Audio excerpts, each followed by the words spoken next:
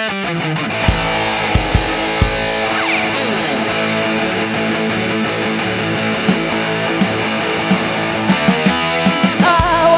lumped up tonight.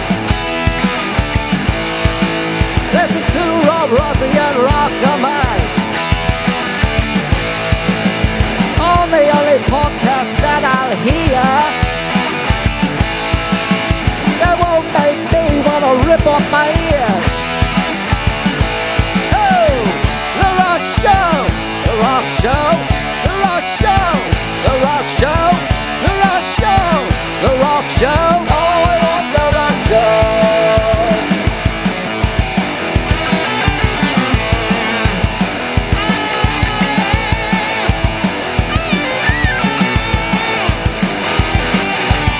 The Rock Show, the Rock Show, the Rock Show, the Rock Show, the Rock Show, the Rock Show.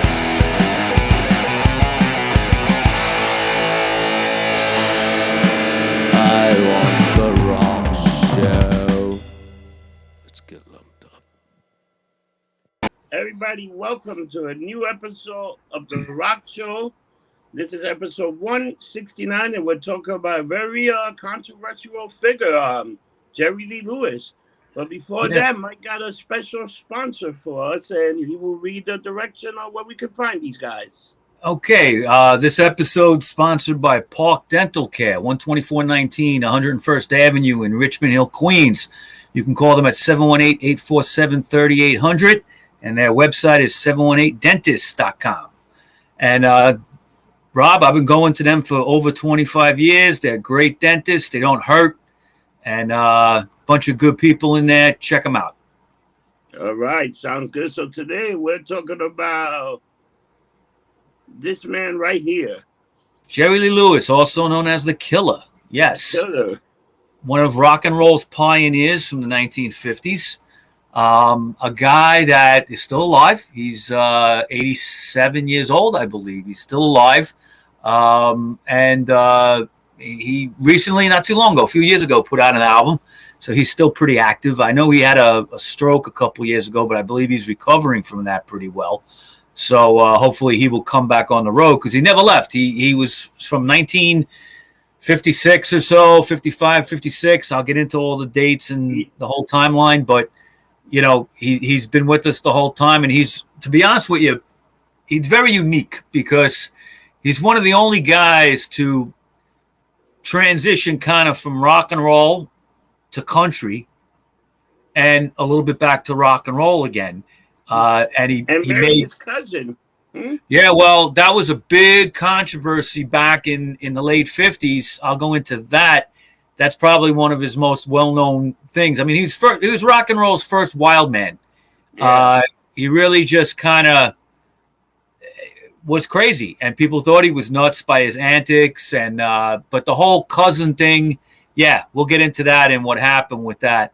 Dude, Mike, think about it. This guy sold 300,000 records in 1956. How fucking That's crazy a lot is of records. That's a lot of records for rock and roll when it was just, you know, in its infancy. You know. And Mike, before we start this show, I'd love to give Steve Austin Broken Skull IPA, pretty good beer. Mike picked it up at his local brewery. Mm-hmm. I got a nice little 4-pack of this, and then it's a 6.7. It's a good drinking beer, and it'll lump you up. That's like it's like a Budweiser and a half whenever every can. Yeah. I'm gonna crack this bad boy open as we talk in the show. I'm gonna get lumped up. There you go. Maybe you need a couple of little shots out of that shot glass I gave you from New Orleans. Yeah, New Orleans, well, where the hell is it? I got it somewhere here. Oh man, I made a mess. That's a mess. Oh yeah, right here. Voodoo glass. The voodoo, baby, voodoo magic. Oh, and I also want to do one of our listeners, one of our good friends, listener, send me a book. Mike read this book. You know what I'm talking about, Mike? Oh, Don's book? Yeah. Oh, he gave you a copy. Nice. We're going to be interviewing him. Let me give it a little shout out right here. So I'm going to read a little bit of this bad boy. Roger Daltrey and the Bright Shiny Object. Everybody get that book. You're going to learn more about it real soon in another upcoming episode of Rocker Mike and Rob Presents. Yep. All right, Mike. So let's start the show. We already plugged everybody we need to plug, and let's go on with the show. Okay, so we're talking about Jerry Lee Lewis, and like I said, he was known as rock and roll's first wild man. He's nicknamed the Killer, okay, and he's really one of the original rock and roll guys on Sun Records as well, out of Memphis and Nashville. Other people, they call him the Killer. Why they kill him? I always thought it was just his whole attitude. He was a crazy man, and he banged the piano like he was killing it. You know, there could be other reasons. I'm not sure. He could have gone hunting and Dick Cheney somebody. Oh shit, could be. I mean, he was from the rural part of Louisiana. I'm sure he knows how to fire a gun. And he did get arrested for guns and stuff. So we'll get into that. Now he was on Sun Records at the time of Elvis, Johnny Cash, Carl Perkins, Roy Orbison, all those guys. He was born September 29th, 1935. So he's got a birthday coming up. He was born to his father's name was Elmo Kid Lewis Sr. And his mother was Mamie Heron Lewis in Faraday, Louisiana. His family were poor farmers in that kind of eastern section of Louisiana. As a youth, he began playing the piano with two of his cousins. Now, two of his cousins were famous. One was Mickey Gilley, who would go on to be a popular country singer.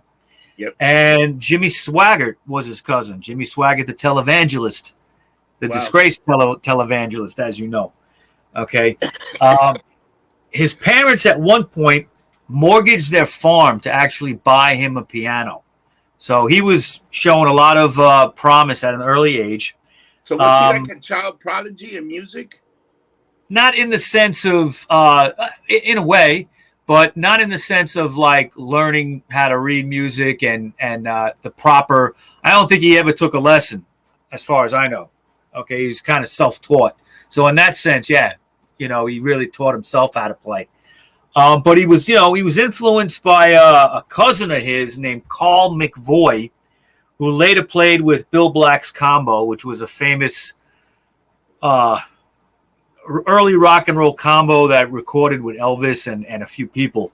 Other influences included just the radio. He listened to rock and roll on the radio, early R&B, country and western. There really was no rock and roll yet at that point. And there was a place in town in Faraday called Haney's Big House, which was a black juke joint. Okay, and it was on the other side. It was on the other side of the tracks from where he was. A juke joint. Yeah, it's just like a bar with a jukebox and people dance, or that sometimes they have live music.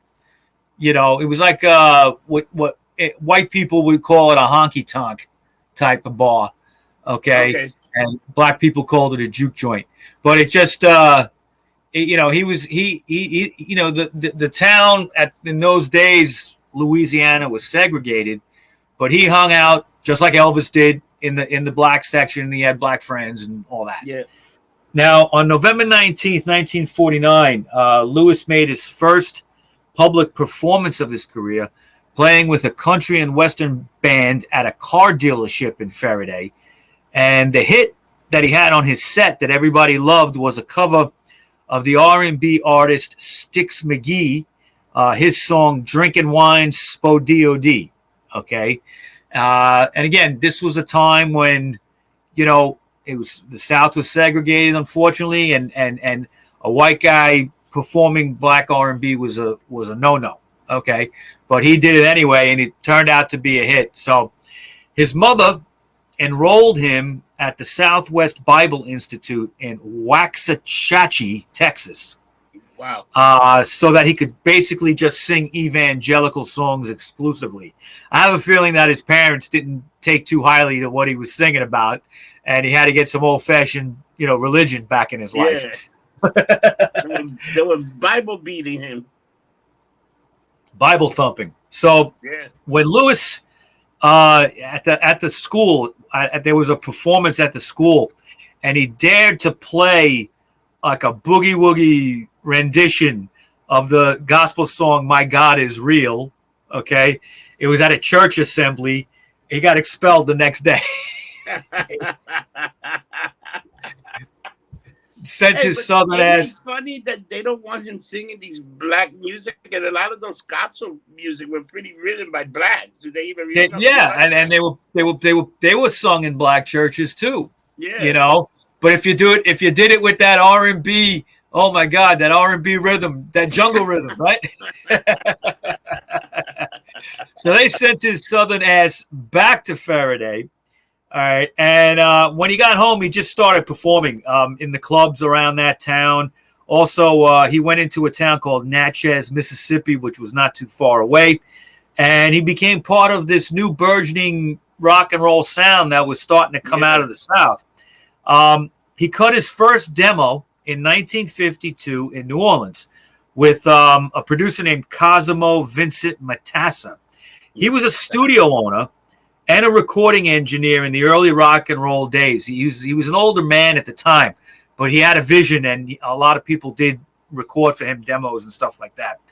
Around 1955, he traveled to Nashville, where he played in the clubs and attempted to build interest in himself. But he was turned down by the Grand Ole Opry. He tried to get on the Grand Ole Opry, but they turned him down because he had already appeared on the Louisiana Hayride show, which was a competing show. So the Grand Ole Opry didn't like him too much. In November of 1956, Jerry Lee Lewis traveled to Memphis, Tennessee, to audition for Sun Records. The Sun Records label owner, as you know, was Sam Phillips. He actually was not there. He was on a trip to Florida at the time. So producer and engineer Jack Clement recorded Jerry Lee Lewis's rendition of Ray Price's Crazy Arms, and also an original track called End of the Road. Basically, this was in December of 56, and he started to record a lot of demos and stuff. And he was also working as a session musician for people at Sun Records. Yeah. So his was that? He was working with some big guys. Yeah. I mean, his very distinctive piano sound is heard on a lot of people's records. Yeah. Including Carl Perkins, a song called Matchbox, a song called Your True Love. And then there's Billy Lee Riley's Flying Saucers of Rock and Roll. You can hear him playing on that. Yeah. On December 4th, 1956, Elvis Presley dropped in for a social call at Sun Records to say hi to Sam Phillips. And Perkins was in the studio cutting new tracks. Drugs? We all know Elvis, Elvis provided the pills. We all know that story. Don't blame Elvis. He was just trying to make some extra money. It's okay. Well, he dropped in at the time to say hi to Sam Phillips, and Carl Perkins was in the studio cutting some new tracks, and Jerry Lee Lewis was on piano.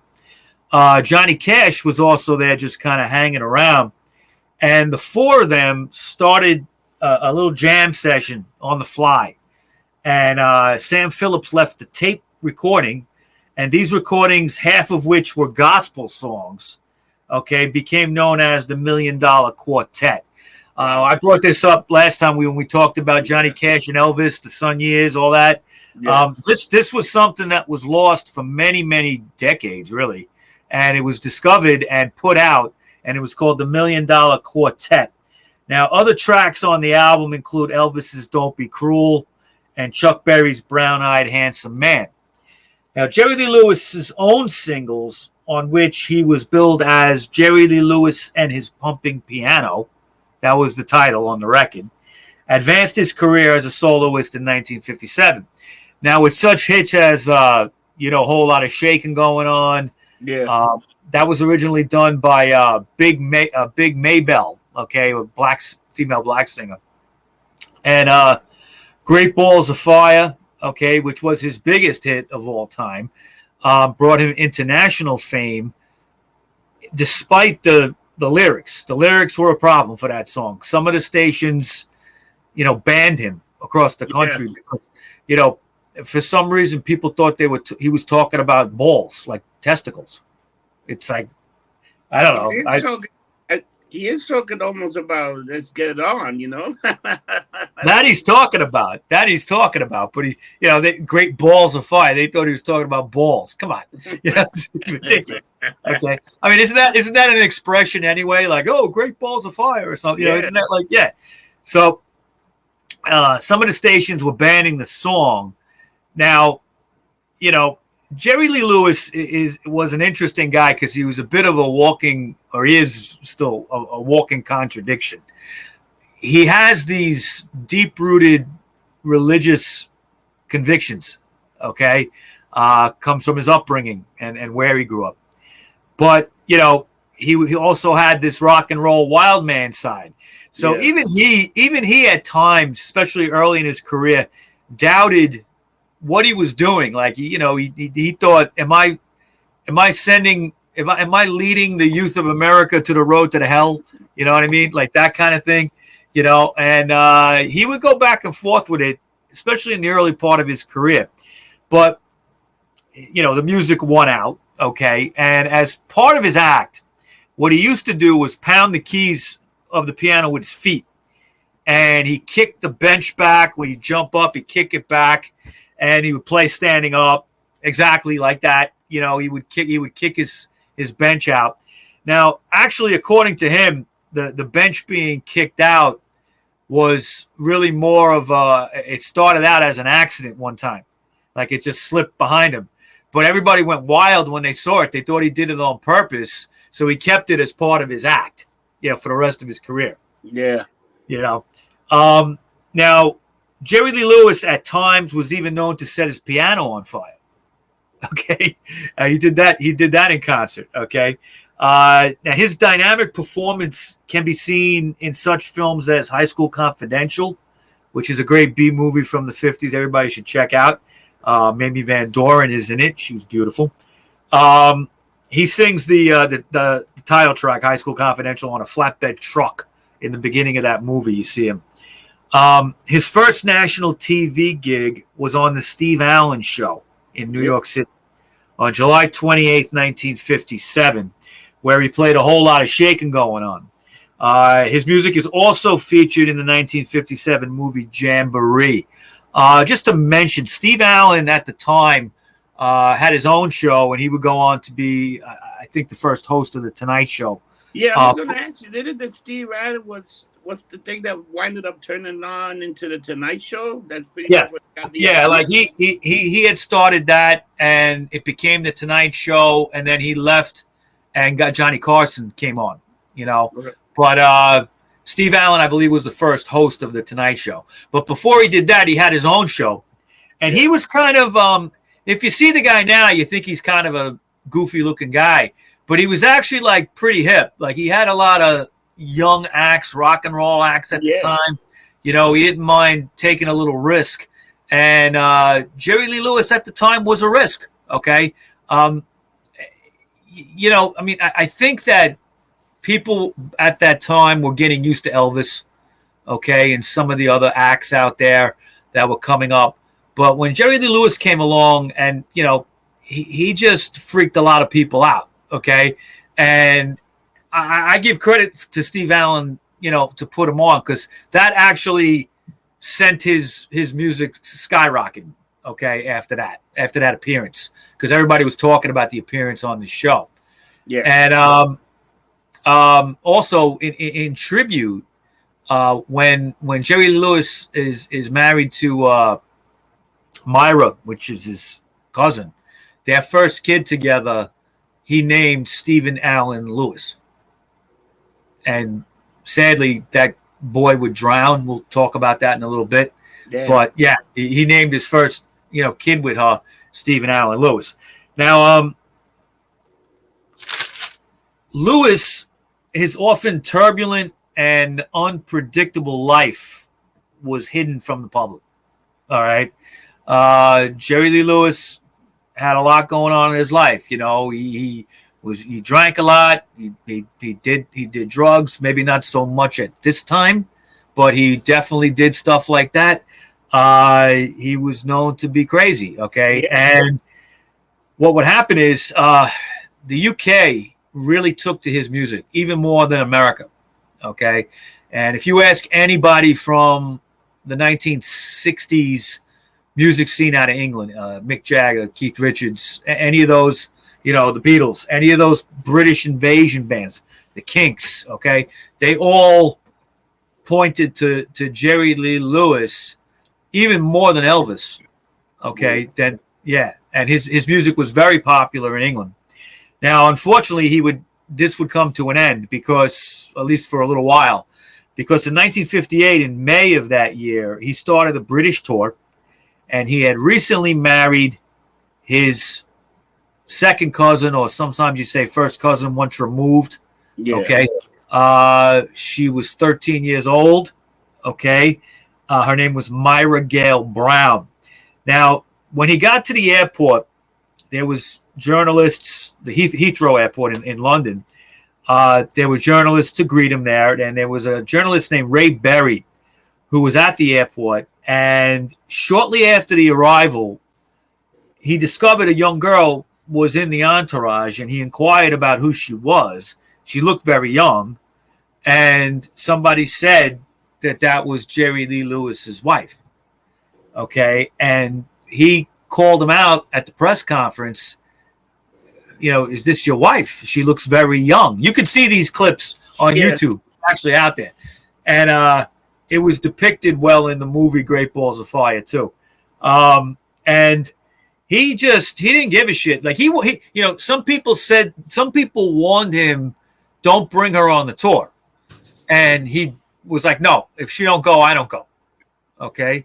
They really did love each other despite that young age. And he wasn't doing anything illegal. Okay. He was married legally. Okay. Well, technically, that's not true. Okay. Because when he married Myra, he didn't have a divorce from his first wife. Damn. Okay. So he was a bigamist. And that was almost more of a problem than actually marrying the child bride. Okay. Wasn't Myra his third wife? I think his second, maybe his second or third. I'm not sure. He was married before. Yeah. I think it was his third wife. Actually, he was already twice divorced or something like that. Yeah. But the divorce wasn't final, and he had married her thinking it was, or not caring or something. So he eventually had to marry her over again once this was all worked out. But while he was in England, he gets on the spot, put on the spot about this. And he says, oh, well, she's 15. Well, they found out that she was really 13. And that actually, when that broke, he had a bunch of gigs lined up in the UK. He only ended up doing a few of them. And he was asked to leave the country pretty much after 3 shows. So the rest of the tour was canceled. And the Jerry Lee Lewis management and whatever, Sun Records, they tried to squash this but couldn't. And the story got out in the United States by the time he got back. And the guy went from playing big theaters and, big shows with thousands of people down to like 100 people in a club. Yeah. Okay. Yeah. He went from the top to the bottom, had to start over basically. Okay. Quick. Now, in 1960, Sam Phillips opened a new state-of-the-art studio in Memphis. Okay. He also opened another Sun studio in Nashville. So he had 2. And it was at that studio that Jerry Lee Lewis recorded his only major hit during this period where he was kind of on the outs. And it was a rendition of Ray Charles' What I Say, the Ray Charles song. That was in 1961. In Europe, other updated versions of Sweet Little 16 and Good Golly Miss Molly were recorded in 1962 and 63, respectively. There were some popular EPs in the early 60s.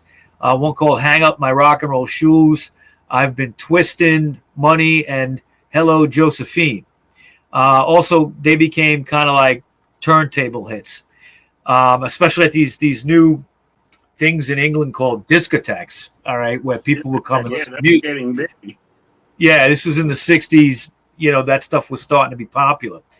Another recording of Jerry Lee Lewis playing an instrumental boogie arrangement of the Glenn Miller Orchestra's In the Mood was issued on Philips International label under the pseudonym The Hawk. He didn't go under his name with that. The Hawk. The Hawk. Now, Jerry Lee Lewis's record contract with Sun Records ended in 1963. He wasn't selling many records, so he left to sign with Smash Records, which was a subsidiary of Mercury Records. He made several rock and roll recordings for Smash, but none of them did too much for his career at this point. The team at Smash came up with a track called I'm on Fire. Mercury Records, the parent company, basically thought they found the perfect song for him. Okay, comeback in a sense. But what happened was it was starting to do well, and then the whole musical landscape changed that year because the Beatles came along. Yeah, the Beatles, because there's always thing about a lot of the musicians did not like the Beatles when they came in. Well, Jerry Lee Lewis, I was watching a documentary preparing for the show, and I saw a clip where, he brings that up. He said, yeah, it knocked a lot of us out of the charts. He goes, I like the Beatles. He goes, but Elvis had a big problem with the Beatles. Yeah. Yeah. And there was a time when at some point the Beatles would meet Jerry Lee Lewis. And there's a story where when John Lennon met him for the first time, he got down and kissed his feet. And he said, if it wasn't for like Great Balls of Fire, I wouldn't be playing a whole lot of Shakin', whichever. I wouldn't be playing rock and roll today, So the whole musical landscape really changed. He did return though in 1963 to the UK. That's when he met the Beatles. And he finished that tour that he was supposed to do 5 years earlier. And it was successful. Went back and completed the tour. Yeah. So he basically did very well. And interestingly enough, on that tour in the UK, Ritchie Blackmore and the Outlaws were backing him up. Ritchie Blackmore would go on to start Deep Purple and play with Screaming Lord Sutch and all that stuff. Okay. Oh, that's such a great act. Yeah. Screaming Lord Sutch. Yeah, definitely. Now, at this point in his career, Jerry Lee Lewis was a big concert draw. He wasn't selling a lot of records, but he was a big concert draw. Ain't that weird that a lot of bands are just like that? They don't sell records, but it's so good live that people shouldn't it be different? You would think people want to hear them more. You would think, but I think people just, by reputation, by word of mouth at that time, there was no internet or anything, so people just knew that he was a wild, crazy show. Okay, and it didn't necessarily translate into selling records for some reason.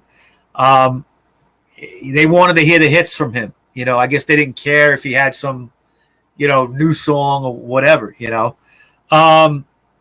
These lost years of the early 60s, however, did produce one gem.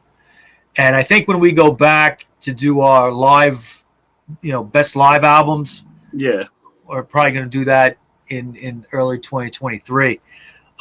There was one album that he recorded, a live album called Live at the Star Club in Hamburg, Germany. Wow. It was recorded with the Nashville Teens backing him in 1964. And it's considered one of the greatest live albums ever by anybody. It was recorded for the German-Dutch label Philips Records with producer Siggy Loke, okay? And Siggy Loke was a jazz producer. So he was brought in to do this, which is interesting. And it's absolutely one of the craziest live records that you'd ever hear, okay? It really recorded him at a peak. okay, of his live playing. The sound production on this album is interesting. The piano is very upfront, very loud, okay, and Jerry Lee, I don't know if he's lumped up or what, but like he slurs his lyrics a little bit, and he's screaming with total abandon of anything. And it's 13 songs long, and it's really like a noisy, crashing kind of album. It's very unique. Everybody should check it out. It's very short. It's like maybe about 35 minutes long. But the live at the Star Club in Hamburg, fantastic record. Now, Lewis stayed with Smash Records despite not selling a lot of records. He was going to leave the label in '68 when his promoting manager, Eddie Kilroy, called him up with an idea. He said, why don't you record a pure country album in Nashville? Okay, which was the country mecca at the time, still is. Now, country music was something very close to Jerry Lee's heart, and he had recorded some country songs over the years, especially early on with Son, but it was never really pushed publicly. If you bought an album, there might be some country songs on there, but it was never a single. Crazy Arms, his first single, is country, and it did well. But once Whole Lotta Shakin' came out and Great Balls of Fire, he was known for that kind of stuff.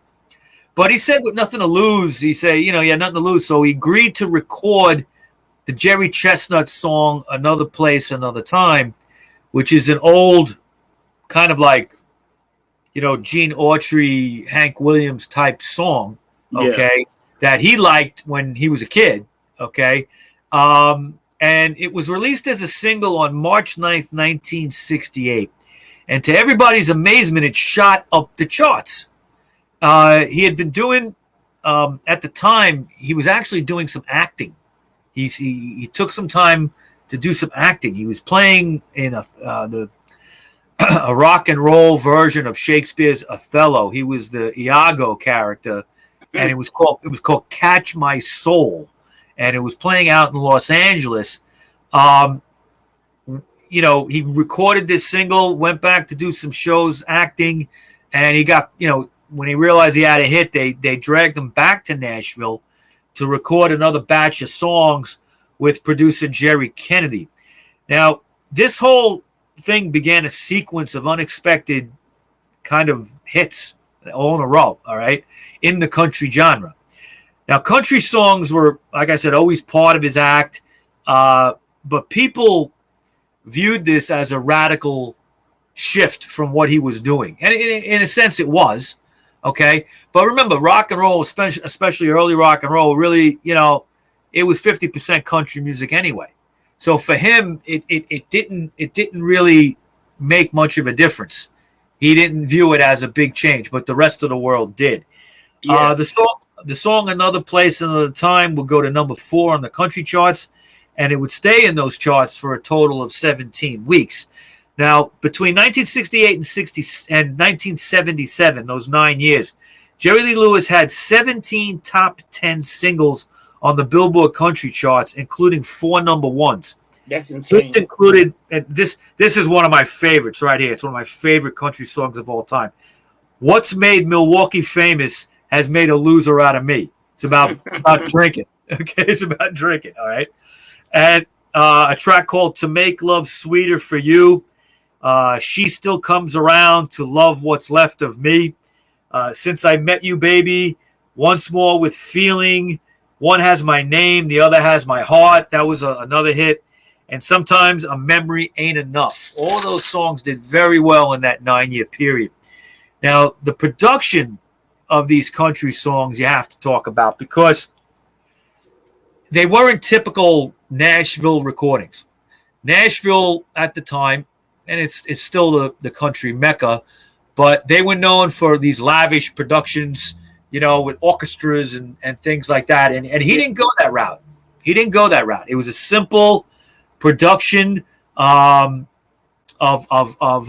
him playing the piano. Okay, he would have a backing band, but it was very simple, almost like recorded live in the studio. And most critics were really amazed because he could sing very soulfully, and that had never showed too much in his rock and roll performances, because he was always kind of screaming and jumping up and down and acting crazy. But when he wanted to sing a ballad, the guy could do it. All right, yeah. I mean, and people were comparing him to George Jones. They were comparing him to Merle Haggard. All right, and these were contemporary country artists from the '60s that were huge hits. Huge artists, and he was right there among. Jones is a big freaking. He's like a big deal in Nashville. You go there, they got a whole bar named after him. Oh, exactly. Yeah, you've been there, right? Yeah. Yeah, that's one place I gotta hit. I've never been there. You gotta go there. It's a great time. Yeah. Now, in a very remarkable turn of events, Jerry Lee Lewis became the most bankable country star in the world. All right. He was so huge in 1970 that his former Smash Records producer, Shelby Singleton, purchased Sun Records from Sam Phillips in July of 1969. Now, he actually wasted no time once he got his hands on all these recordings by Jerry Lee Lewis and others. He repackaged a lot of old country recordings that were not released that Jerry Lee had done, and packaged them as, he didn't say they were new, but people thought they were all new songs. So he was constantly coming out with these new records on Smash that were recordings of things he had done on Sun, which is fine because it was he owned the company at that point. Yeah.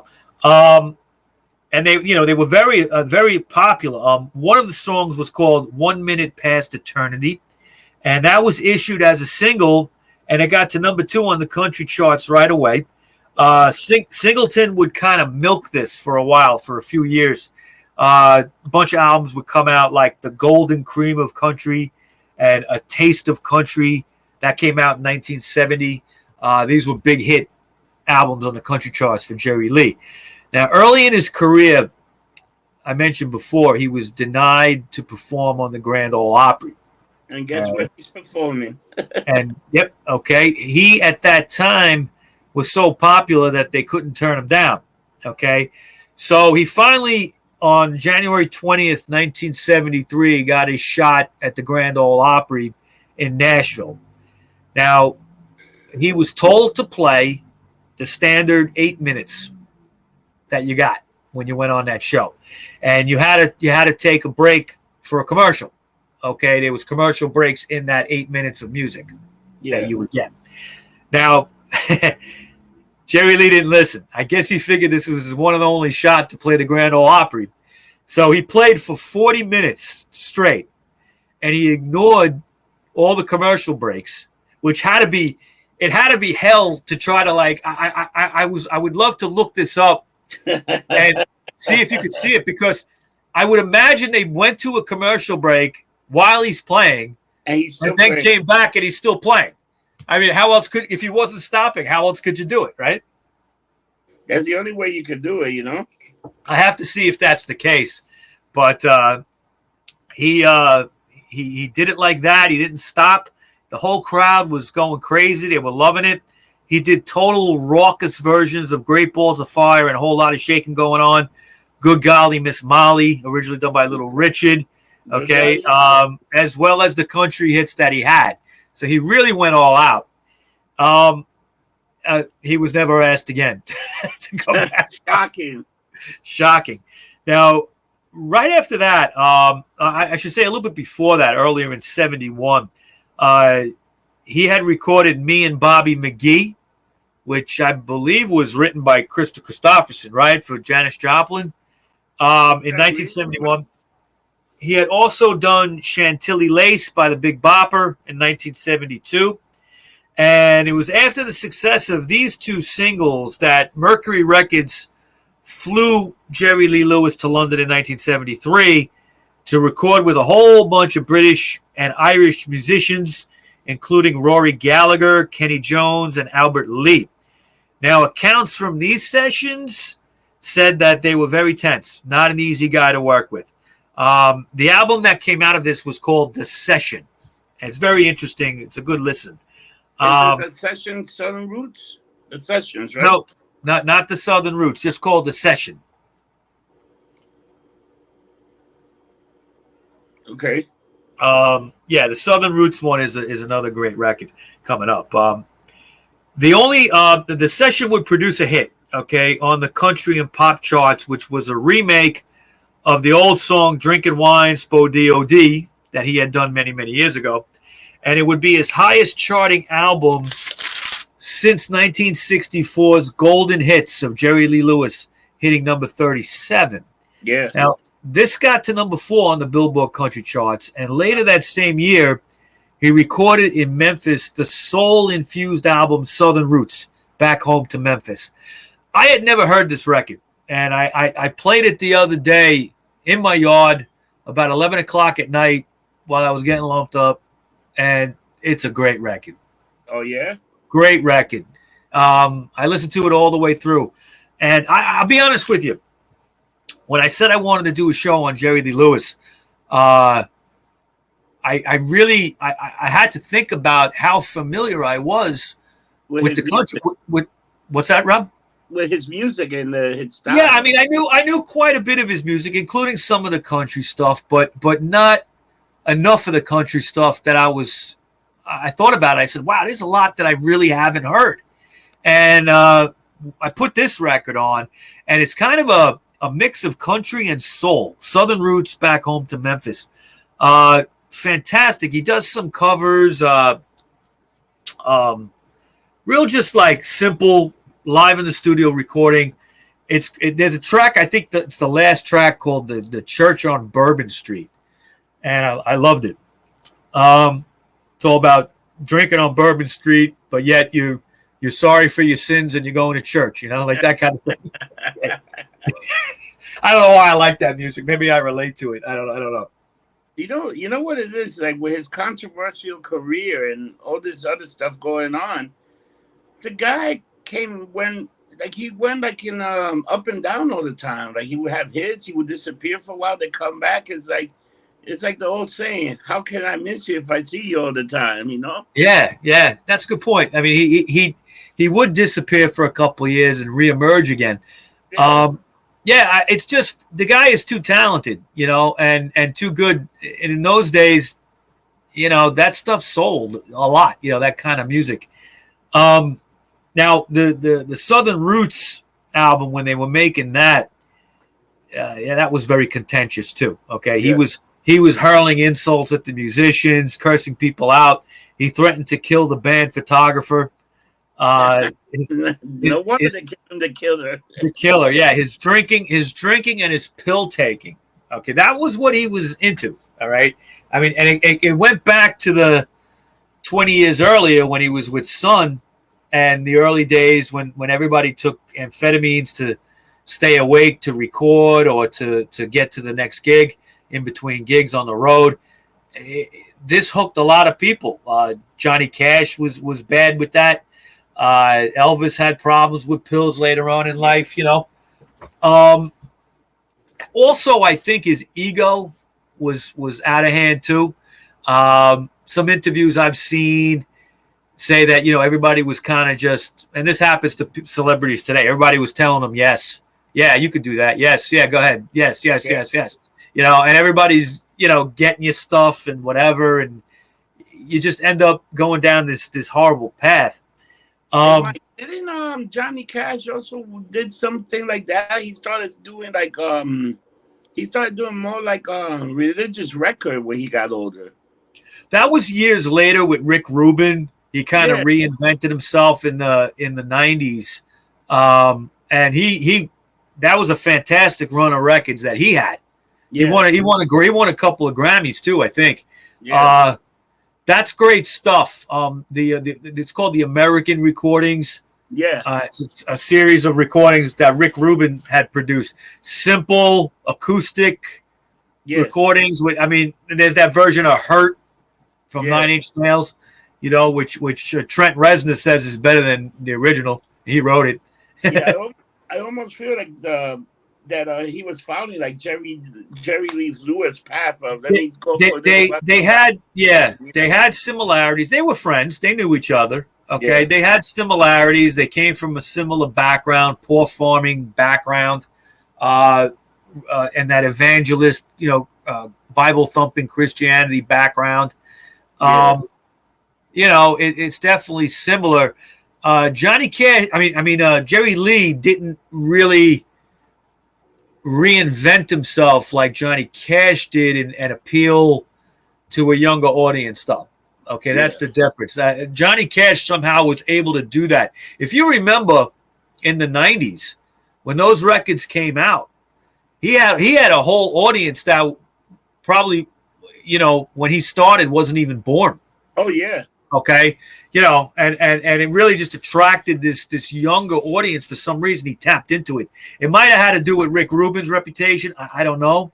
Okay, but Jerry Lee never did that. But he was able to hold on to his audience and get a new country audience on top of it. Now, basically, he would stay with Mercury and Smash Records until 1979, when he would switch over to Elektra Records. He produced a self-titled album just called Jerry Lee Lewis. Sales on that were disappointing. He kind of tread water for a few years, but in 1986, he was one of the inaugural inductees in the new Rock and Roll Hall of Fame. At that point, he wasn't doing too well health-wise. All right, he was looking very frail. He had several hospitalizations due to stomach problems that he had. He actually lost about half his stomach, I believe, due to ulcers and things like that. And that's all from drinking and pills, pretty much. He was responsible at that inaugural get-together of the Rock and Roll Hall of Fame inductees. He was the guy that was responsible for the jam at the end. He's the guy that did that first. Wow. And he got all them to jam together at the end. And now that's a tradition every time they do the ceremony, right? Yeah. They have the long jam at the end. That year, he also returned to Sun Studios in Memphis to team up with Roy Orbison, Johnny Cash, and Carl Perkins, along with longtime admirers like John Fogerty, to create the album The Class of 55. I remember this. It was a video for it, I think, on MTV, too. In 1989, a major motion picture about his early life, brought him back into the public eye. The film was called Great Balls of Fire. It was based on his ex-child bride and cousin's book. Her name was Myra Gale Lewis. And it starred Dennis Quaid as Jerry Lee, Winona Ryder as Myra, and Alec Baldwin as Jimmy Swaggart. And he didn't shoot anybody on the set of that, thank God. The movie focuses on the early career of Jerry Lee Lewis, and it ends around the time of the scandal in the UK. Okay, so it's just kind of when he gets started. The middle of the movie is Great Balls of Fire and all that, and then it ends towards that whole situation in the UK. A year later, in 1990, Lewis recorded a new song called It's called It Was the Whiskey Talkin'. Okay, not me. It was the whiskey talking, not me. Another good country song. And it was featured in the film Dick Tracy. Remember that movie? Yeah, with Warren Beatty. Is that the one? Al Pacino and all that. Yeah. Now, the very public downfall of his televangelist cousin Jimmy Swaggart happened around this time as well. And it kind of brought more bad publicity to his troubled family. Lewis and Swaggart had a very complex and contentious relationship over the years. They would often fight about what each one was doing, okay? And in 1998, Lewis toured Europe with Chuck Berry and Little Richard. He was touring off and on for a few more years. And on February 12, 2005, he was given a Lifetime Achievement Award by the Recording Academy. Now, on September 26, 2006, he released a new album titled Last Man Standing, featuring a bunch of rock and roll musicians as guest stars. It received very positive views, and the album charted on 4 different Billboard charts. Okay, it got to #1 for 2 weeks on the indie charts as well. Wow. And a DVD titled Last Man Standing Live was released in March of 2007. I believe if you want to see that streaming on YouTube, it's there. Now, moving ahead in October of 2008, as part of a successful European tour, Jerry Lee Lewis appeared at 2 London shows. There was a private show at the 100 Club on October 25th, and then at the London Forum on October 28th with Wanda Jackson and his sister, Linda Gale Lewis, who I just had the honor of seeing live a couple of weeks ago. Okay. And I got to meet her afterwards for a few minutes, got a nice picture with her. And she looks just like Jerry Lee, pretty much. Same face. And beautiful, just amazing playing. Okay. She plays a lot of his music. She's had her own career in a sense, kind of since the late 60s. She's like about 12 years younger than him. Okay. Wow. And she told a great story too in the audience, how she was brought to meet Elvis for the first time when she was 12. And she wasn't really interested in seeing Elvis because she was a Jerry Lee Lewis fan, it was her brother, and the two, Elvis and Jerry Lee, were friends, but they were doing different things, especially by 1959 or so when this happened. But in the story, she told the audience how when she met him, she was knocked over because she just thought he was like the most beautiful man that she had ever seen in her life. Okay. Well, I think Elvis had that effect on people, but she was great. A couple weeks ago, I saw her at a place called Buckley's Valley Stream. You know what I love in the Elvis movie when the mother's going, "Oh my God, I think they're going to hurt him," and the dad goes, "Nah, they just want to fuck him." Yeah, but they bleep it out though. You don't hear him, but that's what he said. That's what he said. It's what he said. I know. That's right, and that's a great scene.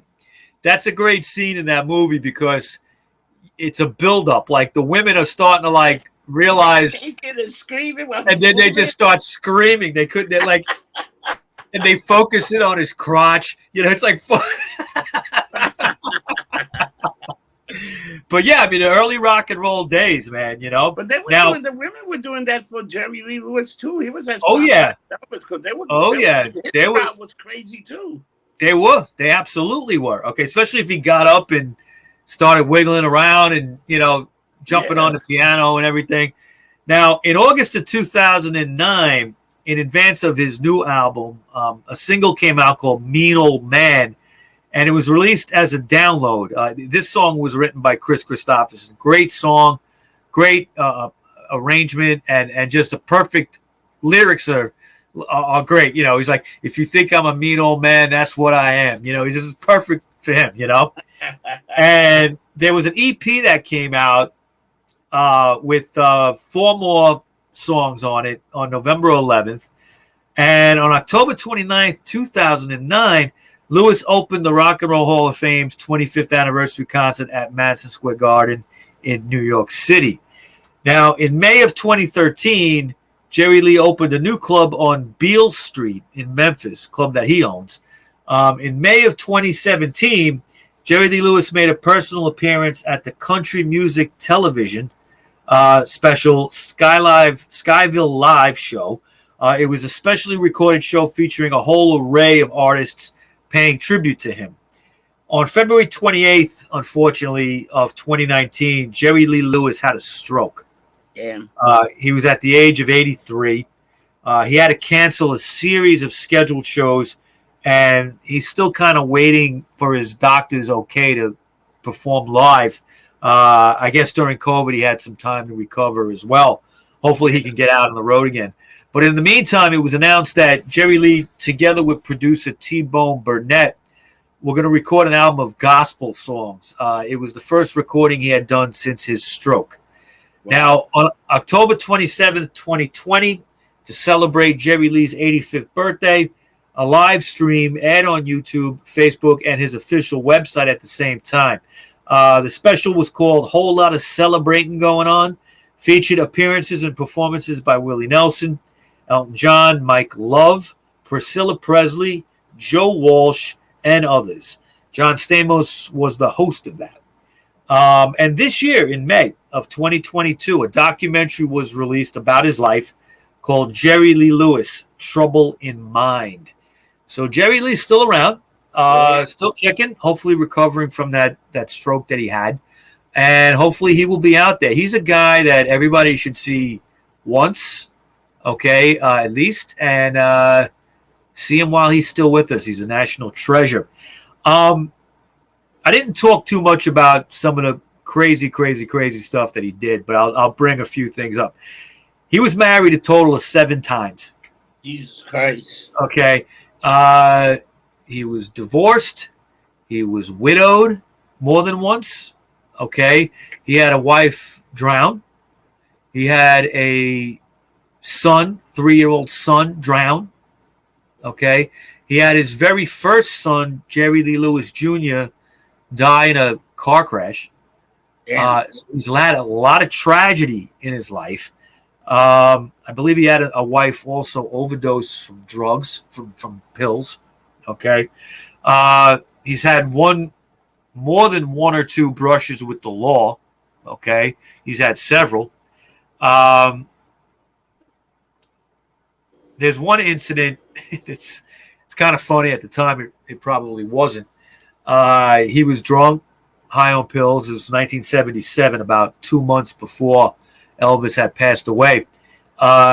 He was supposed to meet Elvis for something, or Elvis was supposed to do a favor for him, and somehow he got pissed off at Elvis, and he drove out to Graceland, and he had a gun on him, and he was drunk and wasted, and he drove his car right into the gates of Graceland, and Elvis's cousin, I believe, who was part of the Memphis mafia that Elvis had, was guarding the gate, and like, what do we do with this guy? And Elvis was watching from his closed caption TV from inside, and the cops came, and they were asking him, what do you want to do? He said, lock him up.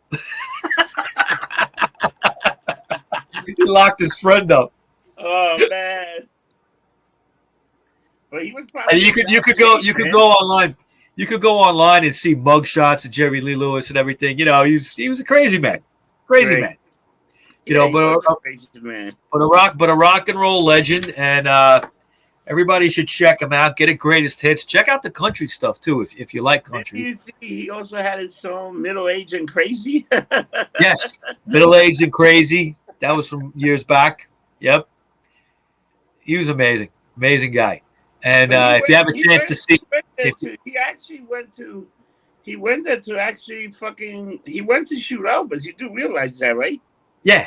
He was, he was going to Graceland, and he drove into the gates. That's as far as he got. I still don't understand why he was mad at Elvis, but Elvis was supposed to do something. I'm not sure. I'm telling you, man, they were supposed to get some pills. Maybe. Good stuff. Maybe. And sadly, Elvis would be gone about 2 months after that. That's because he was fucking with Jerry Lee Lewis, man. The killer. The killer. He fucking probably went, what? Yeah. I'm not bringing my drugs, motherfucker. I kill you. It could have been something that simple. Yeah. That's all I got for you today, Mr. Rossi. Well, I'm going to show you something funny. Hold on. All right. I got it up. I got it up. Hold on. I don't see nothing. Oh, this is a beauty, Mike. I don't see it. Where is it? Oh, you'll see it in a second. Okay. It's a beauty. Uh-oh. Beauty. Oh, there you go. Yep. It's Jerry Lee. Imagine that breaking down your door. Oh, man. Dude, that's the arrest after what happened with him and Elvis. Yeah, that was 77. 1970. It was June of 77, something like that.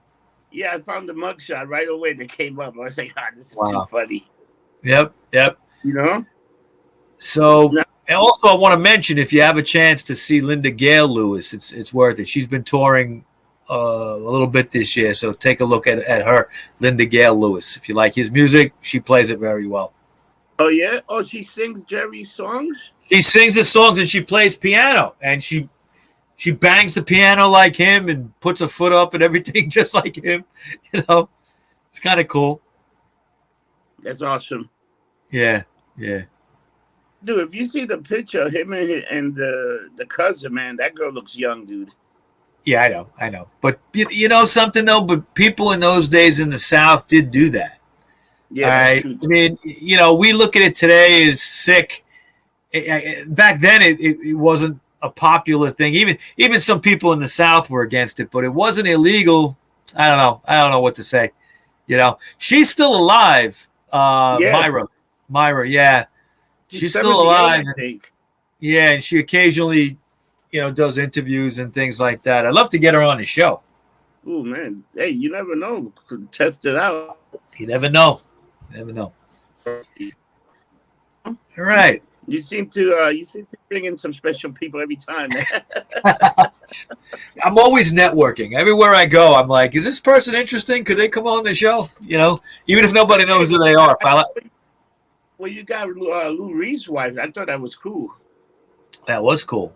That was a very cool interview. So, Mike, how can people reach you if they need to contact you or they want to ask you questions? Yeah, I'm all over the place. You can find me on Instagram, RockerMike212.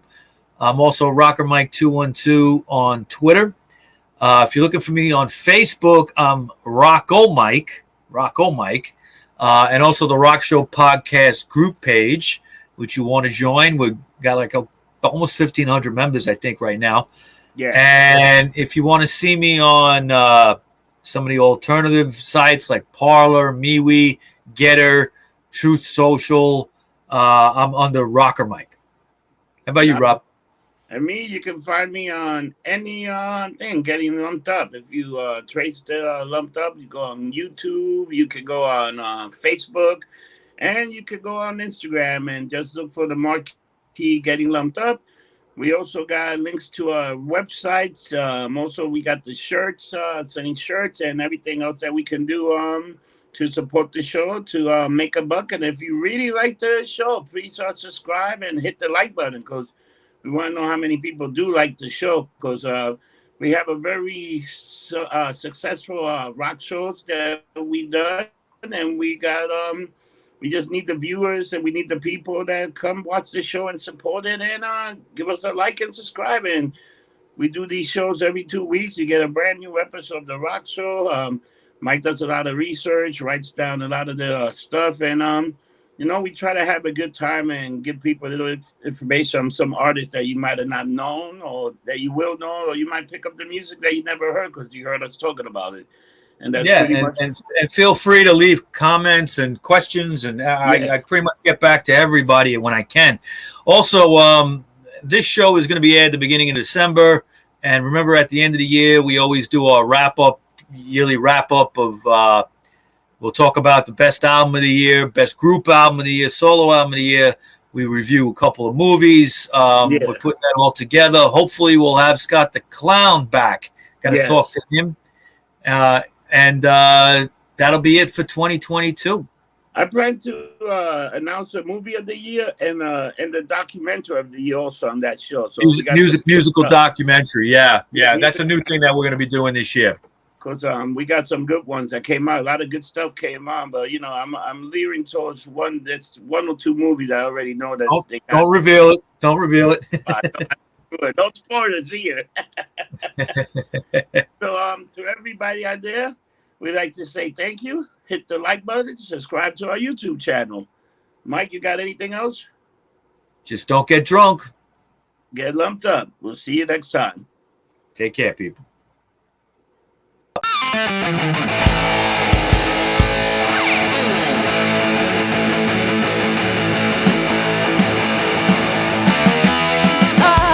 Get lumped up tonight. Listen to Rob Rossi and Rock a Mike. podcast that I'll hear that won't make me wanna rip off my ears. Oh, the rock show, the rock show, the rock show, the rock show, the rock show, the rock show. Oh, I want the rock show.